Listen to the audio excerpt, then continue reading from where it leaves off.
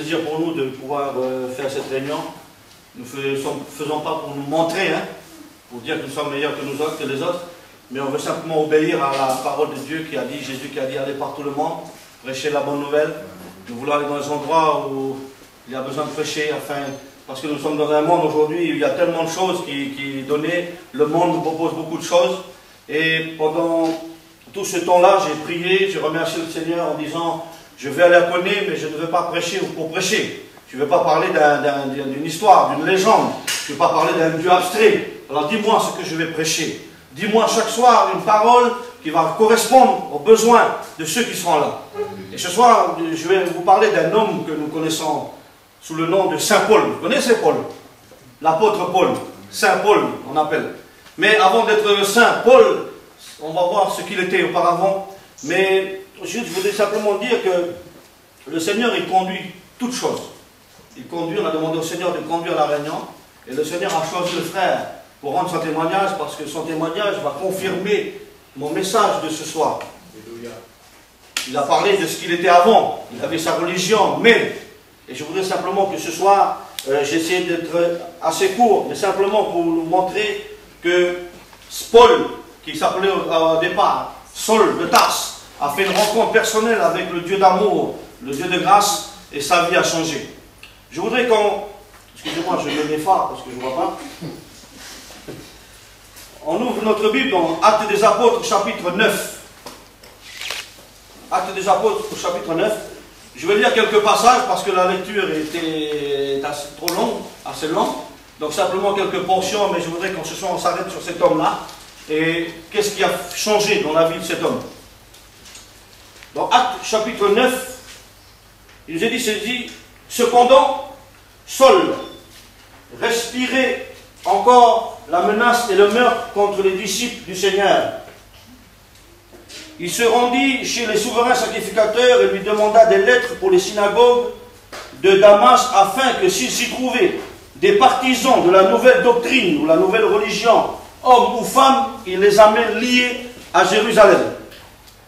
Verset 3, comme il était en chemin et qu'il approchait de Damas, tout à coup, une lumière venant du ciel resplendit autour de lui. Il tomba par terre et il entendit une voix qui lui disait, « Saul, Saul, pourquoi me persécutes-tu » Il répondit, « Mais qui es-tu, Seigneur » Et le Seigneur dit, « Mais je suis Jésus que tu persécutes. Il te serait dur de résister contre les aiguillons. » Tremblant et saisi d'effroi, il dit, « Seigneur, que veux-tu que je fasse » Et le Seigneur lui dit, « Lève-toi, entre dans la ville et on te dira ce que tu dois faire. » Les hommes qui l'accompagnaient demeurèrent stupéfaits. Ils entendaient bien la voix, mais ils ne voyaient personne. Verset 8 nous dit, Saul se releva de terre, et quoique ses yeux soient ouverts, il ne voyait rien. On le prit par la main, et on le conduisit à Damas. Il resta 3 jours sans voir, et il ne mangea ni ne but. Amen. Alors, Saul de Tarse, c'était son nom juif avant de s'appeler Paul, l'apôtre Paul.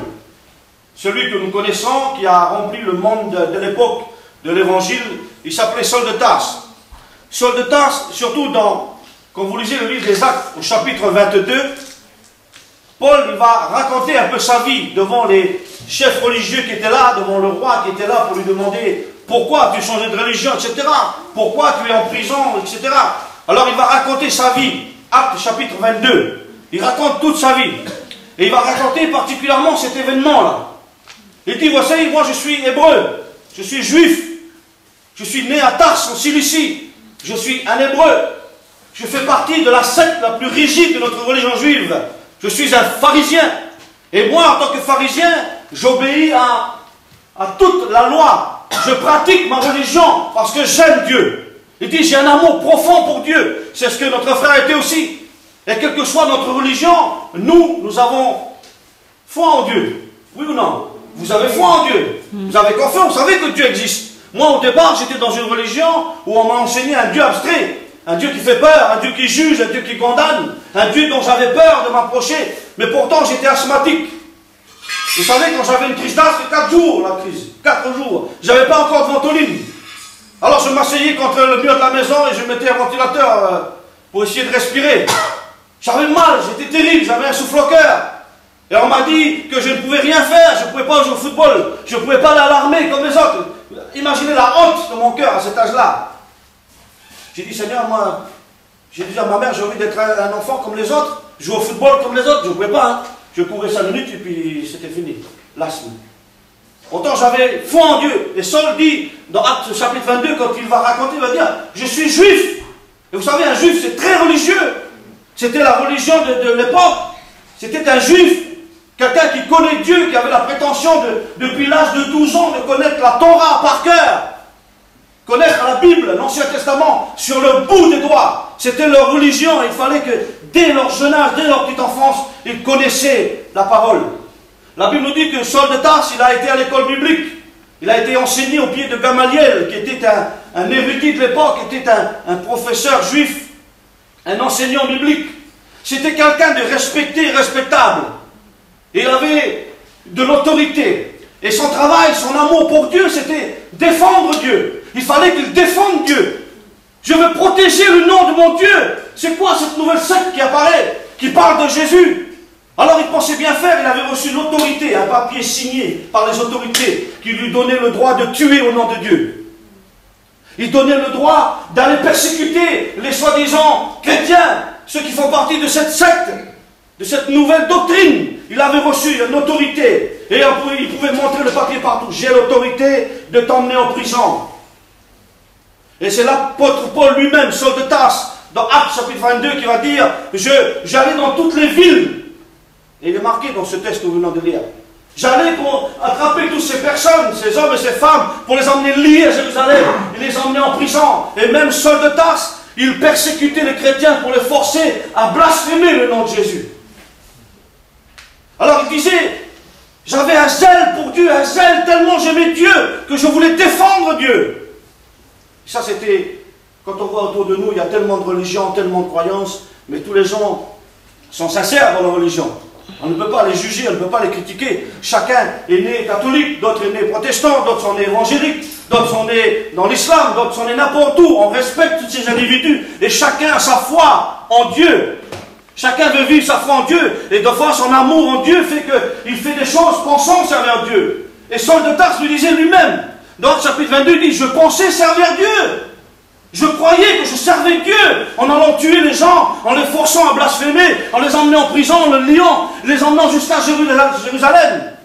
Et la Bible nous dit ici, dans le texte que nous venons de lire, il était sur ce chemin pour aller à Damas avec les serviteurs, avec les soldats qui étaient avec lui. Il était sur son cheval, très courageux, plein de zèle pour son Dieu. Il dit, je vais arriver à Damas, je vais attraper tous ces soi-disant chrétiens, je vais les emmener en prison, je vais les enchaîner, je vais les forcer à blasphémer le nom de Jésus, parce que j'aime mon Dieu, le Dieu d'Abraham, le Dieu d'Isaac, le Dieu de Jacob. J'aime le Dieu d'Ismaël, c'est le Dieu que je sers, je l'aime, et je ne veux pas qu'on adore autre Dieu que Dieu. Alors il pensait servir Dieu. C'était quelqu'un de très respecté parce que la loi était la loi. La Bible, c'est la Bible. La Torah, c'est la Torah. On doit obéir et selon leur parti à eux, les pharisiens, ils rajoutaient des coutumes. En plus de la parole de Dieu, en plus des 10 commandements, ils rajoutaient des commandements humains. Parce qu'ils voulaient plaire à Dieu à tout prix, par des œuvres. Ils voulaient plaire à tout prix à Dieu. Et c'est un homme, on ne peut pas lui reprocher son zèle pour Dieu à Saul de Tarse. Peut-être c'est le cas de chacun d'entre nous, vous peut-être qui ne connaissez pas Jésus, mais vous aimez Dieu à votre manière. Mais Saul de Tarse, il avait un problème que seule la Bible nous relate. Saul de Tarse était sur le chemin, il allait à Damas, et tout à coup il voit une lumière, et là il va tomber par terre. Lui, Saul, qui faisait tomber les gens par terre, qui mettait les gens à genoux, renie le nom de Jésus. C'est qui ce Jésus-là que tu prêches? Il n'y a qu'un seul Dieu, c'est le Dieu d'Abraham. Alors il est tué. Et même la Bible nous relate l'histoire où Étienne, le serviteur de Dieu, a été lapidé. On l'a tué. Et il y avait un jeune homme qui était là. Et ce jeune homme, qui s'appelait Saul, c'est lui qui gardait les vêtements de ceux qui le lapidaient. Donc il était d'accord avec ceux qui le lapidaient. Mais il n'avait pas compris que Dieu, la Bible nous dit, tu ne tueras point. Les meurtriers n'hériteront pas le royaume de Dieu. Pourtant, il faisait avec zèle. Parce qu'il aimait son Dieu. Mais sur le chemin de Damas, il nous est dit qu'il a rencontré quelqu'un. Et là, il va tomber à terre, aveuglé par cette lumière resplendissante, puissante. Il va dire, mais qui es-tu, Seigneur? Qui es-tu, toi, pour me faire tomber à terre? Qui es-tu, toi, pour me mettre à genoux? Alors il entend une voix qui dit, je suis Jésus que tu persécutes. Ne sais-tu pas, toi qui aimes Dieu, ne sais-tu pas, toi qui te dis, serviteur de Dieu, tu me persécutes, tu me fais souffrir par ta manière de vivre, à cause de ton péché, à cause de ton cœur plein de haine. Parce que dans ce texte que nous venons de lire, bien aimé, il nous est dit, Saul de Tarse respirait encore le meurtre et la haine. Il respirait, vous comprenez ce que ça veut dire?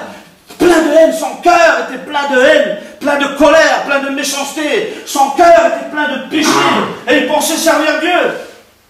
Mais qui es-tu, Seigneur? Je suis Jésus que tu persécutes. Tu dis que tu as la foi en Dieu, mais ton cœur me fait souffrir, moi, le Dieu d'amour.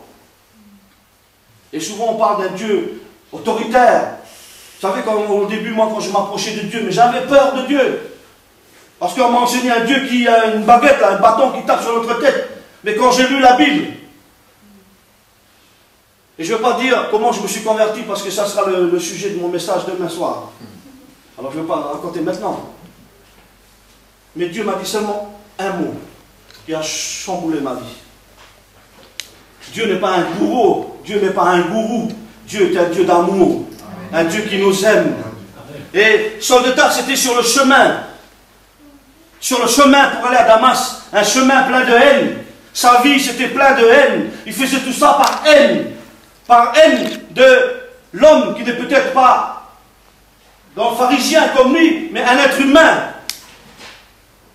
Et sur le chemin de Damas, il va faire une rencontre qui va changer sa vie.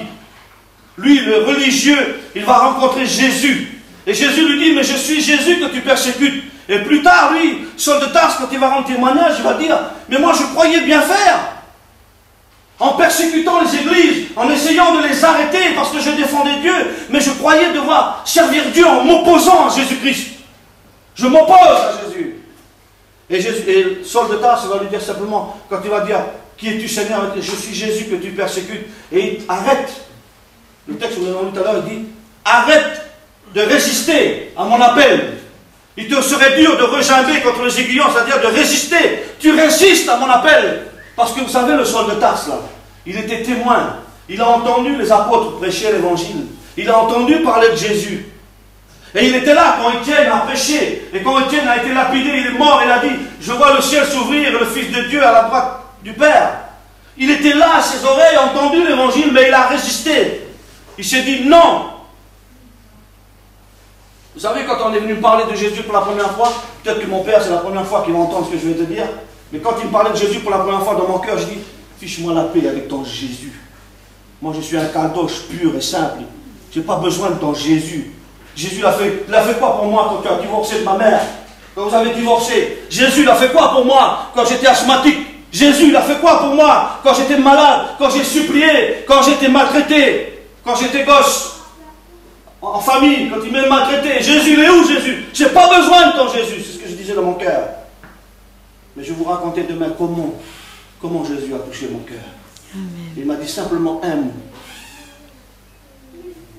Mais simplement pour dire que Saul de Tarse, il était sur son chemin. C'est comme toi, tu es sur un chemin, tu penses que tu sers Dieu, mais Dieu te dit, mais tu me persécutes par ta vie. Tu sais que la haine qu'il y a dans ton cœur, tu me fais souffrir. Moi qui ai donné ma vie sur la croix pour toi. Tu me fais souffrir par ton comportement. Tu me fais souffrir quand tu essayes de vivre sans Dieu. Et beaucoup dans le monde disent qu'ils sont chrétiens, qu'ils connaissent Dieu. Mais la Bible nous dit ceci, que Dieu nous a tellement aimés qu'il a donné son Fils unique. Ce qu'il avait de plus cher. Et Saul de Tarse, il était là sur le chemin, il est tombé. Et en voyant le Seigneur, il est devenu aveugle. Et là, on l'a saisi par la main et il l'a emmené dans la ville. Et la Bible nous dit ceci que il va dire, mais que veux-tu que je fasse? Pour la première fois de sa vie, il dit, en parlant de Jésus, Seigneur. Et vous savez, Seigneur, pour un juif, ça veut dire beaucoup. Adonai, ça veut dire le maître. Celui qui est le maître, le Seigneur. C'est pas au hasard. Nous, on dit Seigneur, Seigneur comme ça. Hein? Mais pour un juif, dire Seigneur, c'est très important. Mais qui es-tu, Seigneur? Qui es-tu, maître? qui toi seul a eu le pouvoir de me faire tomber. Toi seul a eu le pouvoir de me mettre à genoux, de m'humilier devant tous ces soldats. C'était quelqu'un de très autoritaire, Saul de Tarse, parce qu'il avait le pouvoir, les autorités, et tout le monde le craignait. D'ailleurs, quand Dieu a envoyé son serviteur Ananias pour prier pour lui, Ananias a dit, ah non, non, Jésus, non, je connais Saul de Tarse, c'est un criminel, tu ne vas pas me demander d'aller prier pour lui. Le taper dessus, oui. Non, mais je ne vais pas prier, Seigneur, tu sais comment il est, je connais Saul. C'est un bandit, il est venu là, mais tu sais pourquoi il est venu là? Mais c'est pour nous emmener en prison. Et Jésus va lui dire quoi? Non, ça y est, il a changé. C'est plus le même Saul. Va, cet homme est un instrument que j'ai choisi. Mais comment tu peux choisir un homme comme Saul? Parce que c'est tout simplement parce que je l'aime. Parce que j'ai un plan pour sa vie. Vous savez, il était religieux, très religieux. Il n'y a pas plus religieux qu'un juif. Hein. C'est quelqu'un qui obéit à la parole de Dieu. Parce qu'il sait se détourner de la parole de Dieu, c'est une offense à Dieu. Alors il obéissait. Mais seulement dans son cœur, il avait le péché. Saul de Tarse était un homme pécheur. Vous savez, moi, avant de me convertir, je me disais toujours, quand j'ai entendu le pasteur prêcher, et pendant que le pasteur il prêche, il dévoilait ma vie. Alors moi, dans mon cœur, je dis ça, c'est encore papa qui a été raconté au pasteur ma vie. Je suis sûr. Akuma. Ensuite, je me suis sauvé à Ouégoua là-bas. J'étais retourné chez moi avec une bouteille de whisky, puis je suis venu à la mairie parce qu'il faisait l'évangélisation. Et je suis monté sur le transfo, puis j'ai écouté ce qu'il raconte le pasteur. Et quand le pasteur a prêché, il a dévoilé toute ma vie. Ça, c'est encore c'est papa. Je ne sais pas que papa l'aurait été fait à quoi, à Ouégoua, mais enfin. C'était dans mon cœur, ça. Mais comment le pasteur, il peut dévoiler toute ma vie? Il suffisait simplement qu'il donne mon prénom devant tout le monde, tellement c'était clair, précis. Tu dis, c'est pas possible. Il y a quelque chose qui ne va pas. Et là, le pasteur, j'ai entendu, je me rappelle, le pasteur a dit, tu te dis que tu n'as pas fait de grands, tu n'as pas été criminel, tu n'as pas été en tôle, tu n'es pas un pécheur. Mais la Bible dit que tous ont péché, ils sont privés de la gloire de Dieu. Première fois, pour moi, un pécheur, c'était les violeurs. Ceux qui sont au Coès, ça, c'est des pécheurs. Moi, je n'ai jamais été au Coès. Mes parents ne m'ont jamais appris à voler ou à dire des grossièretés. On m'a appris à dire merci, non merci. Vous comprenez? Je n'étais pas un pécheur. Mais pourtant, Dieu me dit, Joël, tu as péché, tu es un pécheur. Tu es né tout entier dans le péché. Et ton cœur est tout entier dans le péché. Parce que vous savez, en tant que cagoche vrai, dès que j'arrivais pas à faire quelque chose, je levais le poing contre Dieu. J'allais à la chasse, dès que je loupais mon cerf, une insulte contre Dieu. C'est toujours la faute de Dieu. Et là, le Seigneur, ce jour-là, il m'a dit, tout ce qui t'arrive, ce n'est pas la faute de Dieu.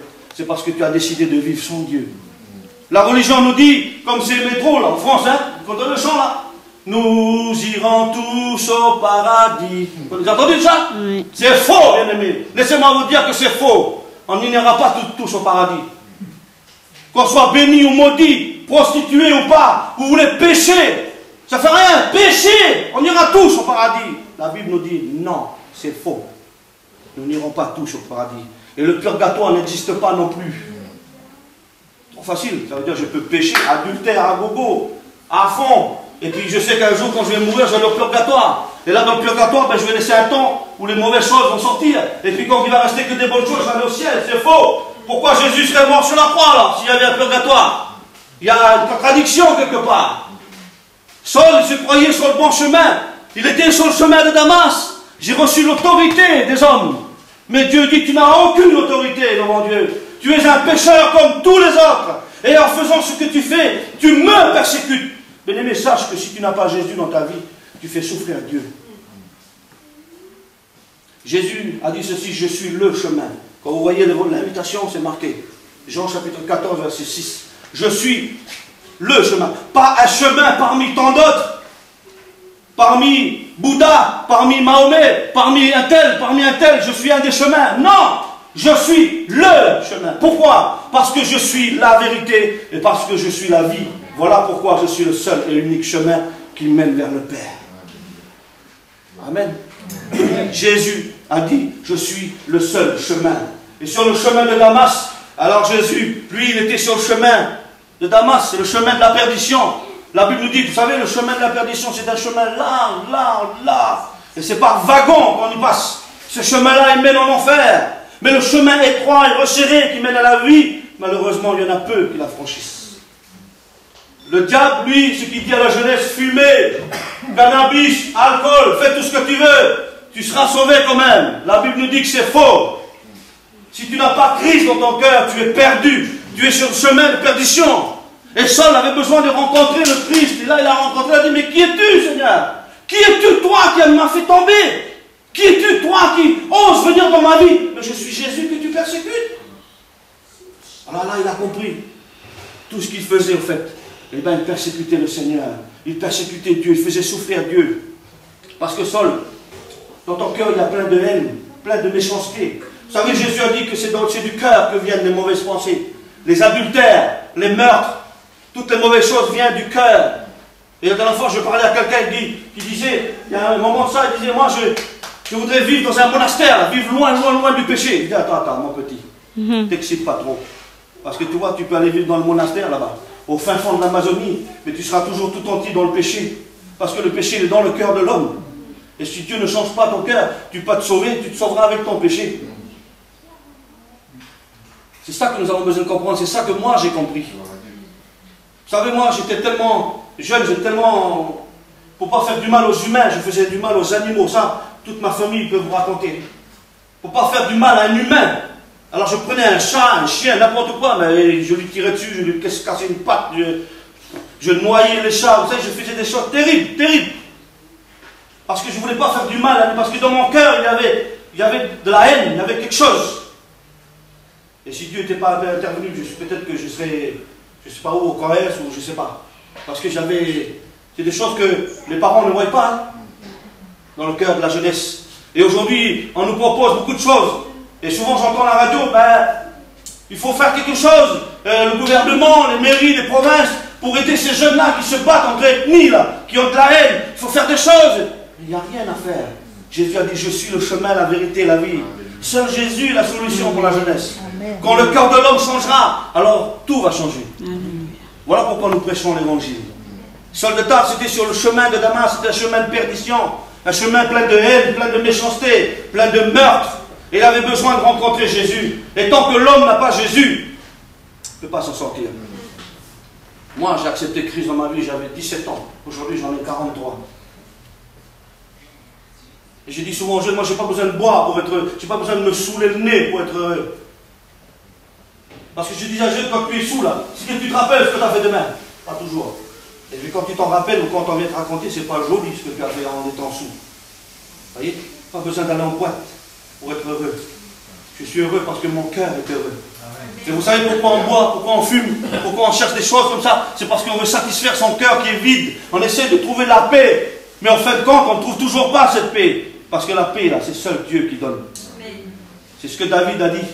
Le roi David a dit, heureux l'homme à qui le péché est enlevé, la transgression est effacée. Quand l'homme a reçu le pardon de ses péchés, il connaît ce que c'est que la véritable paix, le vrai bonheur. Saul était sur un chemin. Ah, il avait reçu l'autorité, Saul. Mais là, d'un seul coup, en quelques secondes, il a perdu toute autorité. Et la Bible nous dit que 3 jours, il est resté sans manger, sans boire. Pendant 3 jours, il s'est dit, c'est pas possible. C'est pas possible que pendant tout ce temps-là, ces années-là, j'ai persécuté le Seigneur. Jésus, il a rencontré le Seigneur. La Bible nous dit qu'Ananias est arrivé, il a prié pour lui, il fut guéri de son problème des yeux, il est guéri. Il s'est repenti, il fut baptisé. Et quand vous lisez le verset 19 de Actes chapitre 9, il est dit, aussitôt, dès qu'il a fut guéri et baptisé, aussitôt il se mit à prêcher Jésus qu'il voulait persécuter. Et quand les gens voyaient Saul, ils couraient. On va se cacher, c'est Saul de Tarse, il est venu pourquoi? Ils ont mis du temps à réaliser que Saul avait changé. Saul, il voulait persécuter le nom de Jésus. Maintenant, il prêchait le nom de Jésus. Pourquoi? Qu'est-ce qui s'est passé entre eux? 3 jours. 3 jours pour changer un homme. 3 jours, le Seigneur a mis, pour enlever cette haine dans son cœur, pour enlever cette colère, il fallait que Dieu intervienne. Et Dieu a donné son Fils unique, Jésus-Christ. Je suis le seul chemin qui peut t'emmener à Dieu. Je suis le seul chemin qui peut te donner la paix dans ton cœur. Je suis le seul chemin. Vous savez, un jour j'étais à Montravel et quelqu'un me dit, écoutez, pasteur, venez vite, je vais prier pour mon oncle. Parce que ça fait des années qu'il cherche la guérison. Il a été voir les guérisseurs à Wailou, il a été voir à Bandé, il a été voir, et même ma tante, sa femme, qui a fait, viens.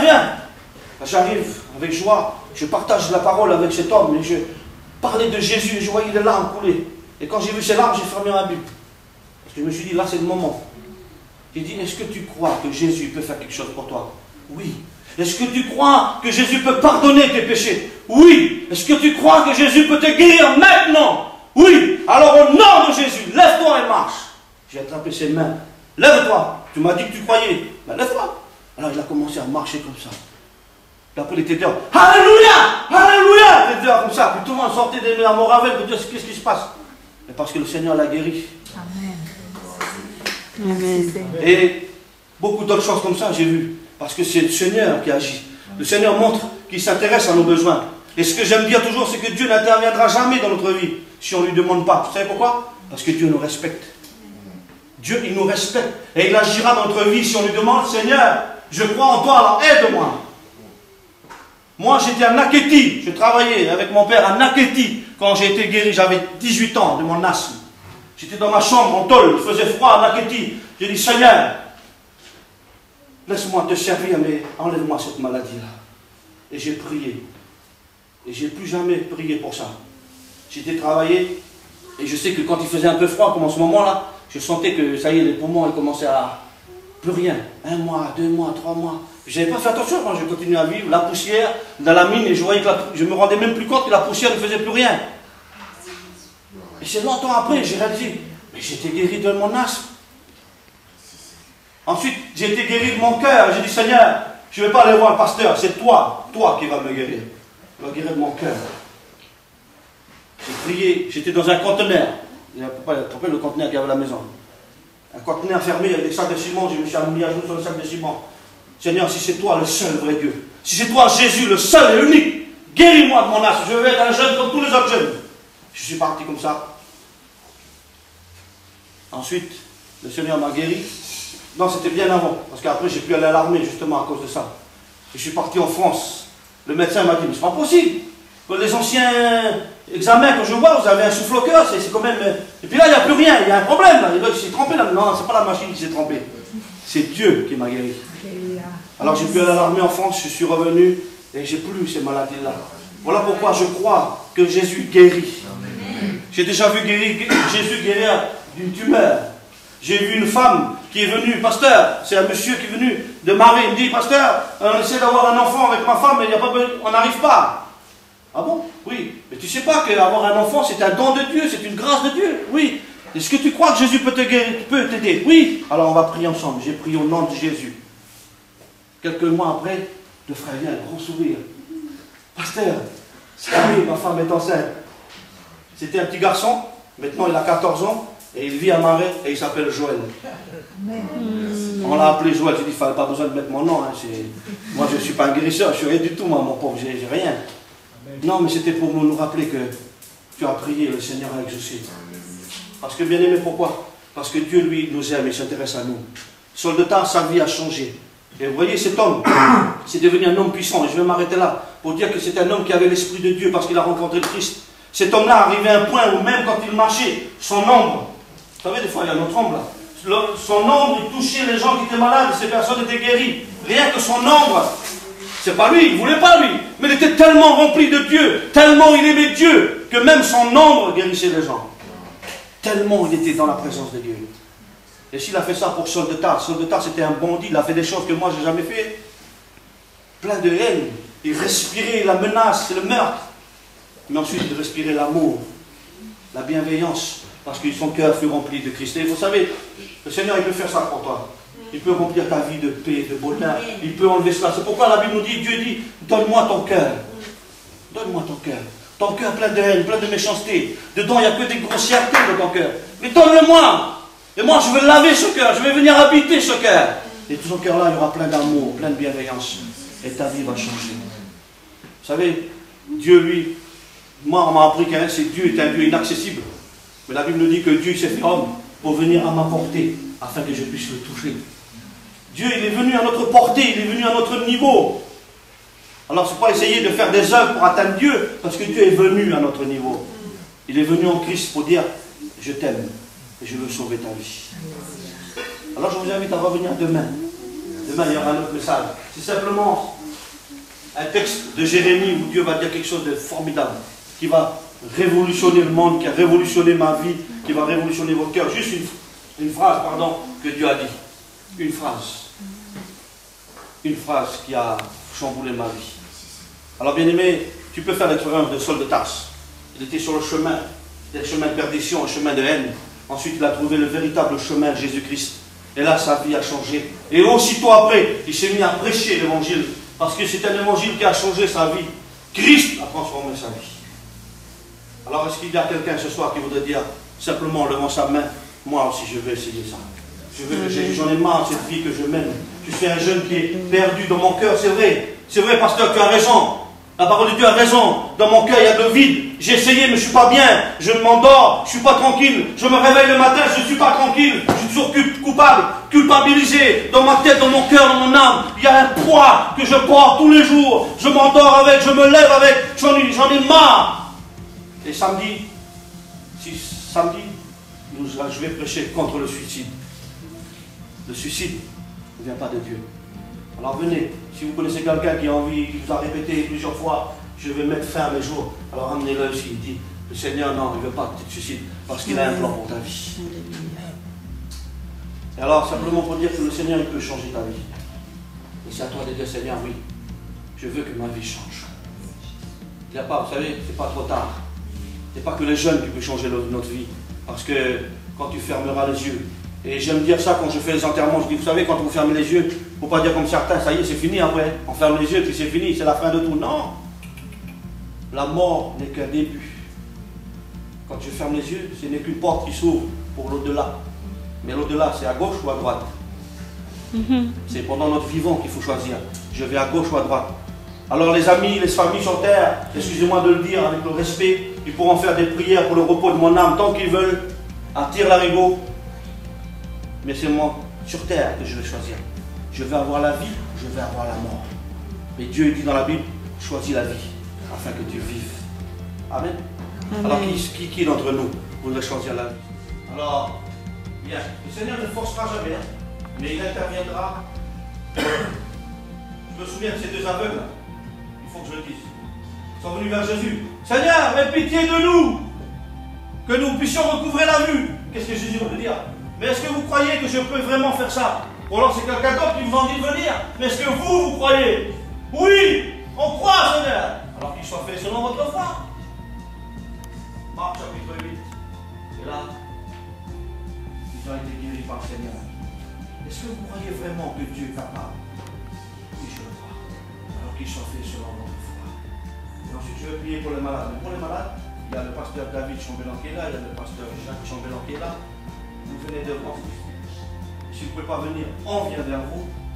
Mais on va prier au nom de Jésus. Vous savez, moi j'ai confiance en Jésus. Je sais qu'il est là. Jésus a dit ceci, voici les signes qui accompagneront ceux qui ont cru en mon nom. En mon nom, ils imposeront les mains aux malades. Les malades seront guéris. Les malades. Je pas dit seulement les petites grippes ou les petits rhumatismes ou articulaires aigus ou les AA ou tout ce là. Les malades. La Bible nous dit que Jésus guérit toute maladie et toute infirmité. Amen. Parce que Jésus sur la croix, il a vaincu l'infirmité. La maladie, l'infirmité, ça c'est les conséquences du péché. Et le bénéfice de la croix, c'est une guérison totale. Totale. Une délivrance totale. Alléluia. On ne reste les yeux fermés, je prie pour vous. Et si vous avez de la foi et du courage, je vous demande de vous lever à votre place. Je suis là avec vous. Et je vais faire la prière de votre force avec vous. Alors, sinon, ceux et celles qui voudraient recevoir Jésus, répétez cette prière après moi.